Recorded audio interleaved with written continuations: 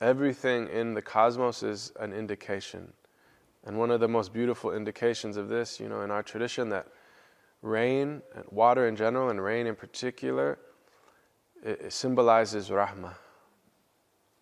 Symbolizes rahmah. And it's actually the sunnah. The Prophet ﷺ, whenever it would rain, he would take off his top garment and go outside just in his waist wrap and run around in the rain to expose himself to the divine mercy. That's the sunnah. Of course, it only rained a few times a year in Arabia. To try to do that in Seattle, your neighbors are going to be like, who's this dude always running around with his shirt off every single day? But this is the idea. Expose yourself to the divine rahmah. And if you observe water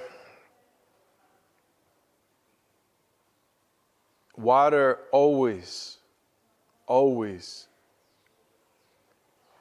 desires and seeks and yearns for the lowest place.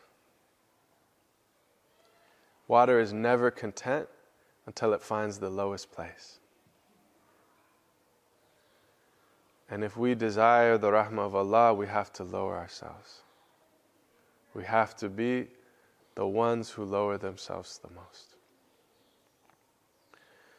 And lowering oneself is simply considering oneself purely servitude, purely a slave, and loving that. And the Prophet is the perfect example, peace be upon him, when Sayyidina Jibreel came to him and asked him that, would you prefer, Allah has given you the choice between being a prophet king or a prophet slave. Prophet kings like David and Solomon, or a prophet slave, and he said, I choose to be a prophet slave.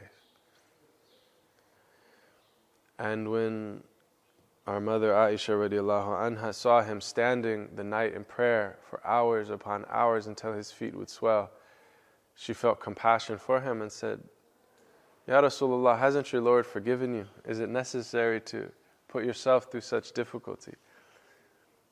And he said, should I not be a grateful slave? Abdan shukura. In other words, she was interpreting it like he's worshiping out of fear. He's afraid Allah might not forgive him, so he's done so good. Why does he need to put himself through this? But he said, this is not fear, this is love. This is the coolness of my eye. This is my joy. To truly be in a state of ubudiyah. And ubudiyah is the highest maqam. Ubudiyah is complete servitude. And Ibn Arabi talks about the stations and states of realization to the Divine Presence, and many of them do.